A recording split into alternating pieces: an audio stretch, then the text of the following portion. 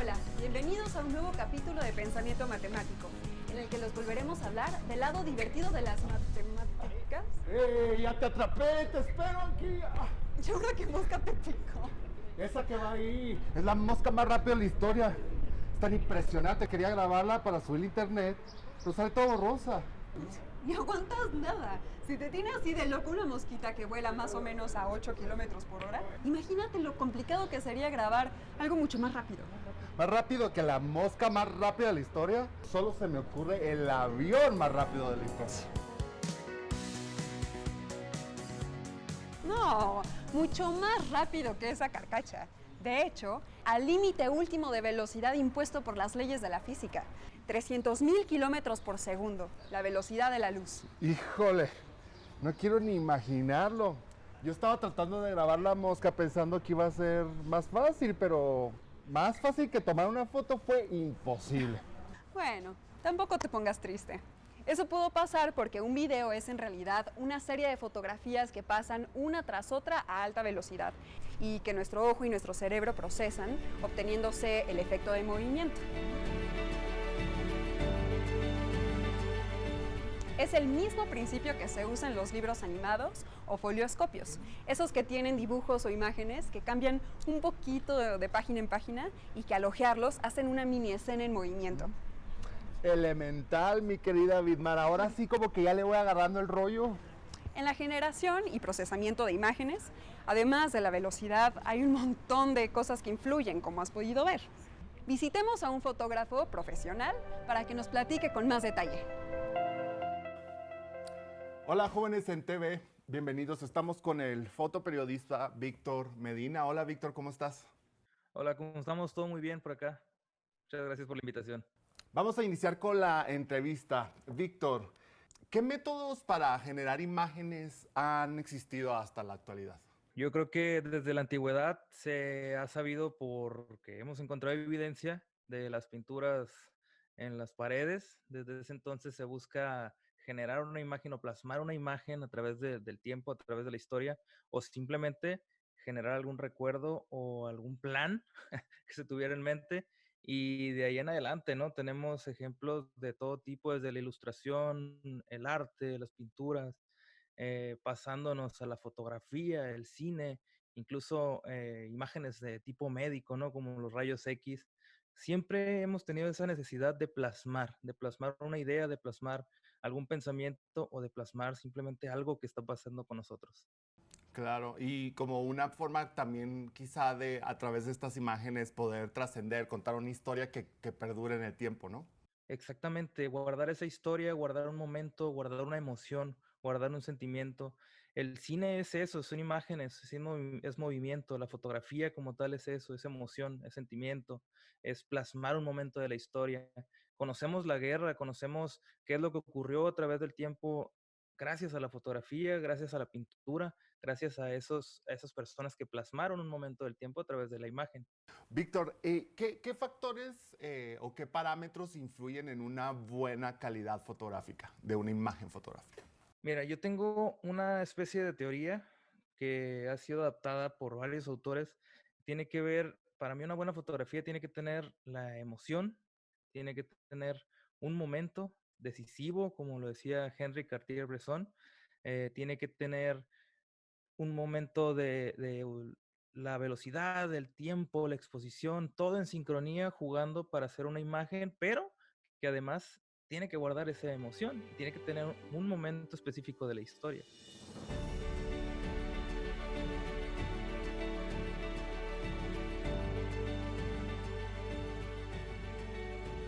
Entonces yo creo que son varios factores que influyen, no nada más es saber usar la cámara, no nada más es estar en el momento indicado. Hay que conjugar todos los factores que existen dentro de la fotografía para que la imagen sea una imagen que perdure, una imagen que resista el tiempo y que explique un fenómeno social. Claro, y qué importante también esto, ¿no? Que explique o que narre un fenómeno social para generar conciencia en la gente, ¿no? Exactamente. Siempre he pensado que la fotografía es una plataforma exquisita para hacerlo, para estar en contacto con la sociedad, para llevar información, para llevar la voz de de las personas que no tienen de repente la voz para denunciar algo, para hacer crítica, para dar su opinión. Entonces, una imagen es fuertísimo en ese aspecto. Claro, claro. Y hablando de calidad de la imagen, Víctor, me imagino que los lentes tienen mucho que ver a la hora de las diferentes imágenes que se puedan producir o que ustedes los fotógrafos puedan producir. ¿Qué son los lentes y cómo funcionan dentro de la fotografía? Sí, mira, pues los lentes u ópticas son herramientas de la cámara. De repente vemos estos equipos, ¿no? Que son medio ostentosos y vemos ahí al fotógrafo con una mochila de 10 kilos cargando y no sabemos por qué. Es porque tiene que llevar varias ópticas. Las ópticas o los lentes son lo que nos permite nuestro campo de visión.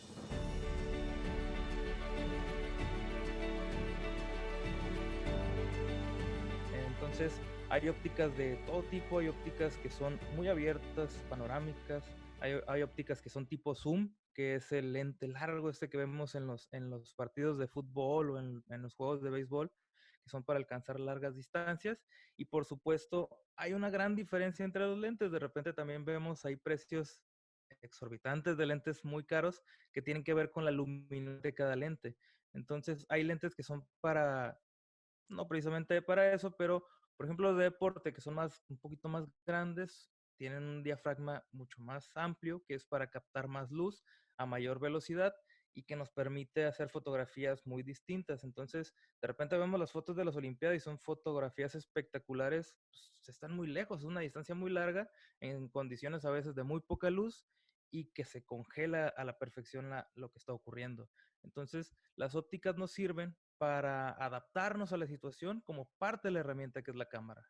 Muy bien, perfecto. Y hablando de características particulares ya de utilizar la cámara en la fotografía, ¿qué son y cómo se relacionan, por ejemplo, el diafragma, la sensibilidad o ISO y la velocidad de exposición en la fotografía? Mira, yo sé que muchos jóvenes se van a identificar con lo que voy a decir. Si alguna vez jugaron Zelda, recuerdan la Trifuerza, eso es, esos tres elementos que me acabas de decir. La sensibilidad, que es el ISO de la cámara, la velocidad de obturación y el diafragma. Son tres elementos fundamentales para hacer fotografía que tienen que ir conjugados para lograr que la cámara logre un buen resultado. Falta otro elemento por ahí que es el exposímetro. El exposímetro nos sirve demasiado para saber cuándo están conjugados esos tres elementos y poder hacer fotografía. Te podría decir exactamente cómo definir estos tres, pero nos aventaríamos una clase de 2 o 3 horas y pues a la brevedad, la sensibilidad es la capacidad de la cámara de registrar la luz, de convertir esa luz que estamos viendo, que estamos captando, a una imagen digital. En este caso es a números alfanuméricos para lograr el resultado y verlo en una computadora. En tiempos atrás era el rollo fotográfico que pues, algunos lo conocen, yo creo que ya las nuevas generaciones no lo conocen, lo ven más en las cartuchos de cine, ¿no? Que era ese film, es la sensibilidad que tenía ese film. La velocidad de obturación, que es otro de los elementos, es el tiempo en el que tarda la cámara en abrir y cerrar el ojo. Abrir y cerrar el ojo. Ese tiempo de exposición está sumamente ligado con la fotografía porque es el tiempo en el que voy a poder captar alguna imagen o algún fenómeno que está ocurriendo. Dígase, un carro de Fórmula 1, tengo que hacer un tiempo de exposición muy corto porque si lo dejo muy largo, lo que va a pasar es que se va a barrer. De repente vemos nuestras fotos en los celulares y vemos que salen barridas y no sabemos por qué. Es porque la velocidad de nuestro celular sincronizó muy lento. Dejó abierto demasiado tiempo que la persona o lo que queríamos tomar se movió y salió barrido. Entonces el tiempo de exposición es algo muy importante y de ahí entra la apertura del diafragma, que es simplemente la cantidad de luz que permito que entre por el lente o por mi óptica. Claro. Y tiene mucho que ver, y me imagino que nos podemos relacionar con este tema, pero por ejemplo, si vas a un juego de básquet, ¿no? Y yo quiero Sí. tomar fotos de gente que se está moviendo muy rápido, ¿tiene que ver esto con que no se te barra la imagen y me imagino la apertura del lente, etcétera, ¿no? Totalmente.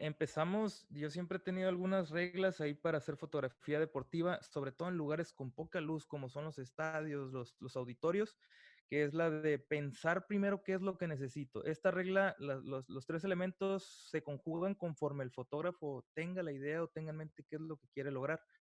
y en este caso, que es el deporte, piensas primero en la velocidad de obturación, que tiene que ser una velocidad alta para alcanzar a congelar el momento. ¿Y qué te deriva de esto? Que tienes que utilizar una óptica muy luminosa y la sensibilidad del ISO tienes que levantarla para alcanzar a lograr esta velocidad.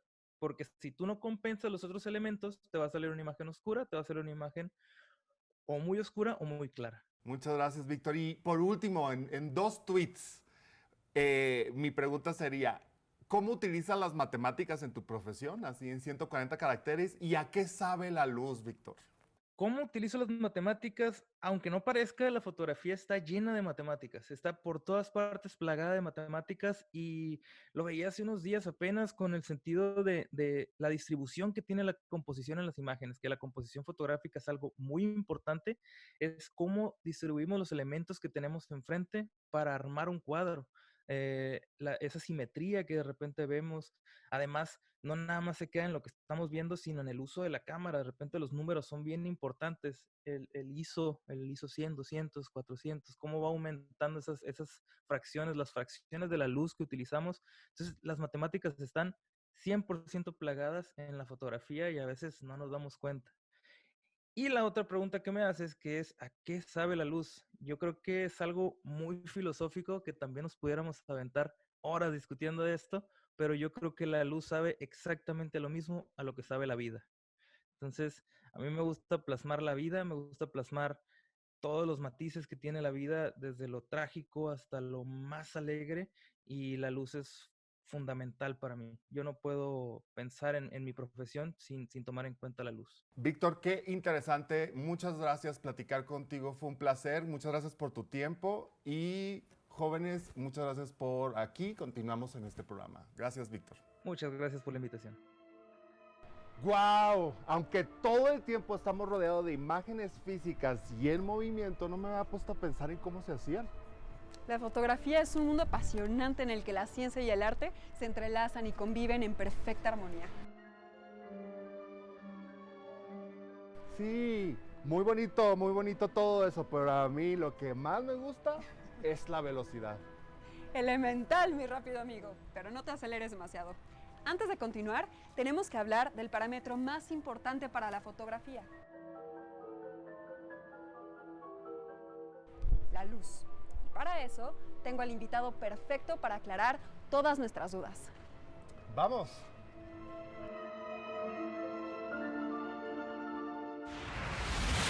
Hola, el día de hoy tenemos como invitado al físico mexicano, que además es maestro en la Universidad de Sonora, al doctor Carlos Calcáneo.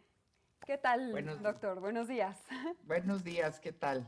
Mucho gusto. Mucho gusto. Pues bueno, el día de hoy nos gustaría que pudiera hablarnos sobre, de una manera muy sencilla, ¿qué es la luz? Fíjate que es muy fascinante. En breve podemos decir que la luz es un fenómeno que tiene que ver más, fíjate, es bien interesante porque tiene más que ver con cargas e imanes. Okay. Resulta que es la combinación del efecto de lo mismo que sentimos cuando sentimos descargas eléctricas o cuando sentimos el efecto de dos imanes repelerse o quererse unir solos. Wow. Esas mismas fuerzas, esas mismas interacciones que sentimos son la luz. La luz es una interacción de ese mismo estilo. Lo que pasa es que cuando sentimos la carga eléctrica o cuando sentimos el campo magnético, los estamos sintiendo como dos fenómenos separados. Okay. En la física moderna hablamos de campos, es decir, del efecto que emana de los imanes y emana de las cargas. Entonces, este campo sale de las cargas, sale de los imanes, pero también se puede generar cuando una carga se acelera, se puede generar que los dos campos salen a la vez y salen entrelazados, soportados uno sobre el otro. Sí. Y entonces esta conjunción de los dos campos oscilando, además, viaja por el espacio y a eso es a lo que le llamamos luz. Okay. Entonces es un fenómeno electromagnético. Es bien interesante porque así a primera instancia uno no se imaginaría que la luz tiene algo que ver con darte toques o con Con lo la que sientes electricidad, cuando ¿no? atraes elementos magnéticos, ¿no? Entonces, pero eso es. Gracias. ¿Y podría decirnos quiénes fueron los primeros en describirla físicamente? La historia es muy interesante porque la luz, pues, nos fascina a todos, ¿no? Como nosotros percibimos al universo por la vista primero, ¿no? Es uno de los medios por los que más percibimos la naturaleza. Y por lo tanto tiene una historia larga de estudio. La luz ha fascinado a la humanidad porque tiene que ver con ver, y ver es fundamental para el ser humano.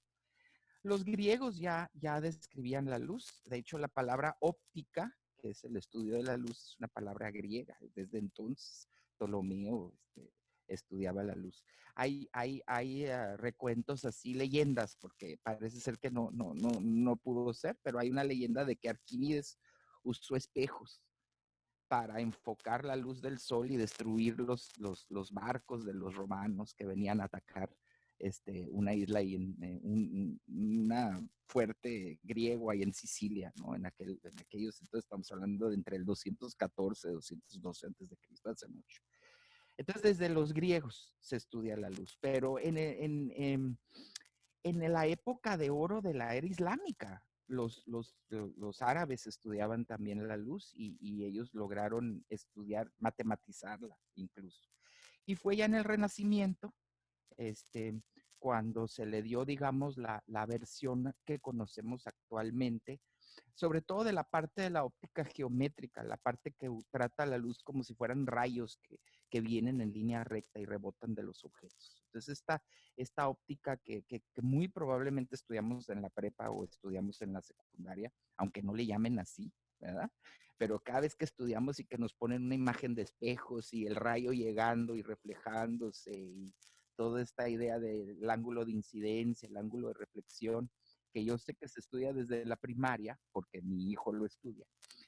Eh, eso tuvo lugar en el Renacimiento, ¿no? Y básicamente ahí se hizo grandes estudios y grandes avances en la luz. Newton, por ejemplo, fue, digamos, el que tuvo la mejor, o digamos, el resumen de que era, en su momento él tenía una idea de que podía ser partículas, que la luz podrían ser partículas, de hecho, porque viajaban en línea recta, o la idea era esto de que la luz viajaba en línea recta.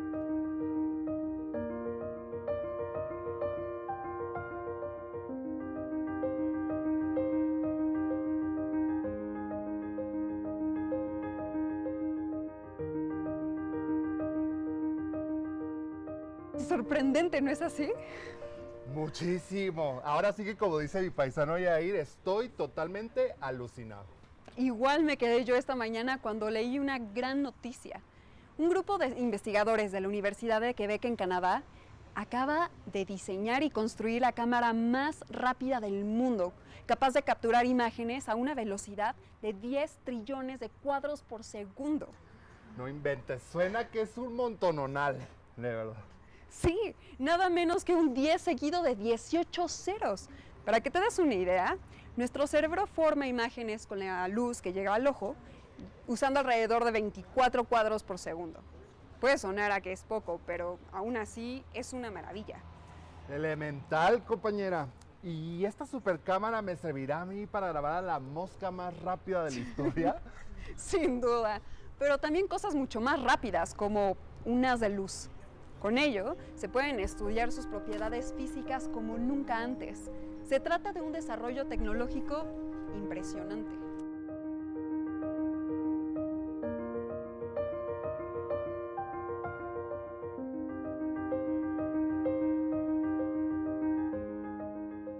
Y ahorita que nos está platicando de los espejos y de la reflexión, ¿nos podría hablar muy brevemente de en qué consiste el experimento de Michelson y Morley y por qué es tan relevante?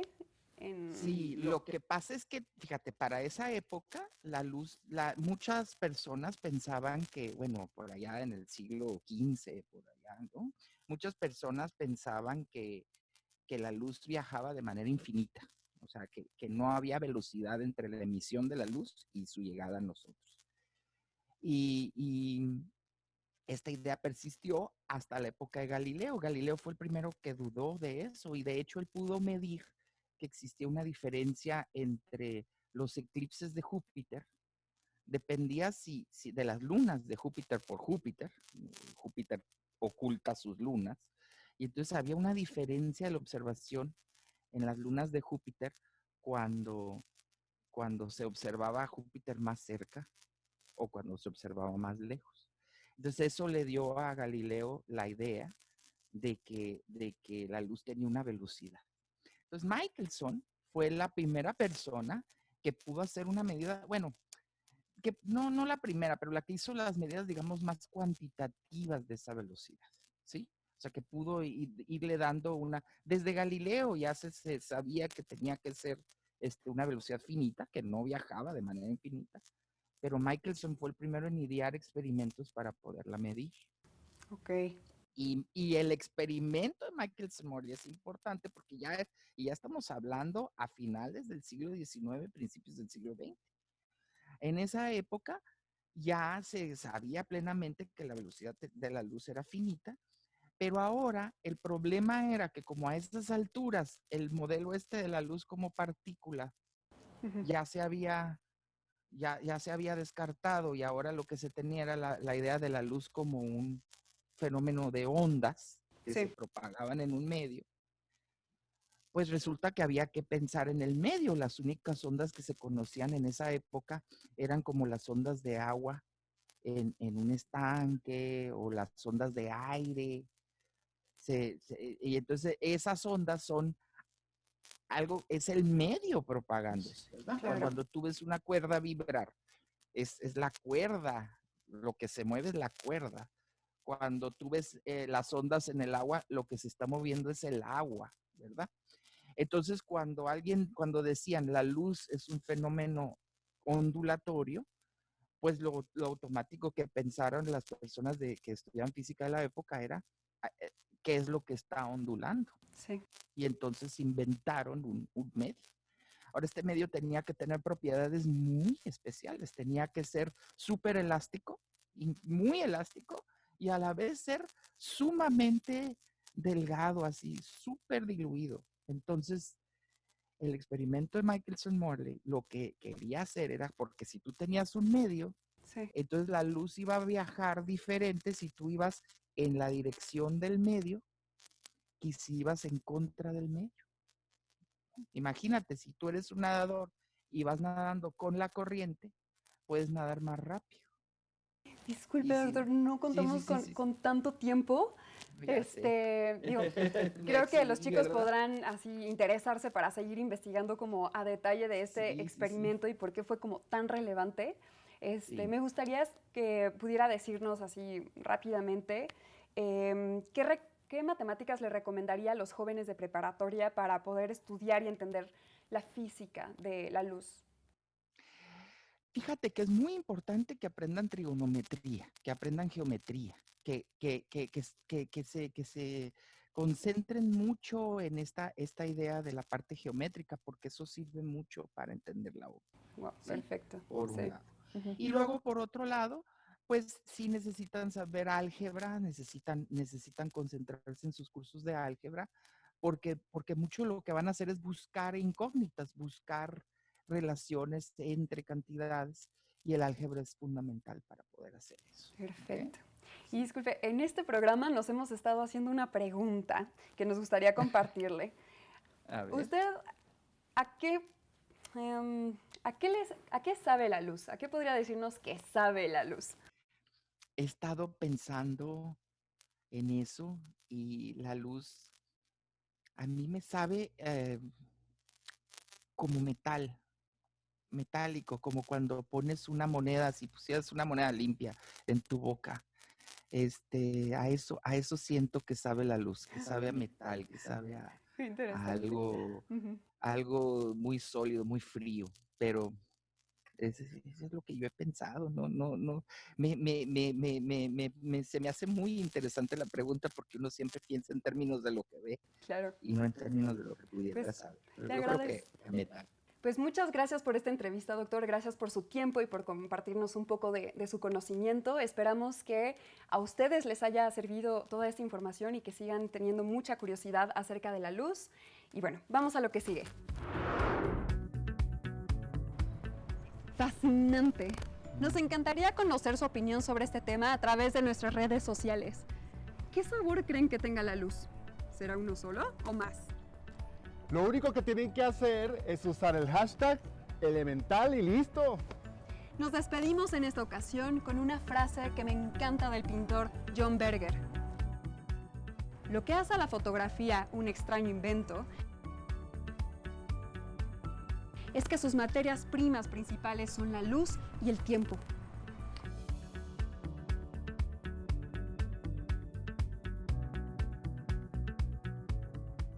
Hasta el próximo programa. Adiós. Adiós.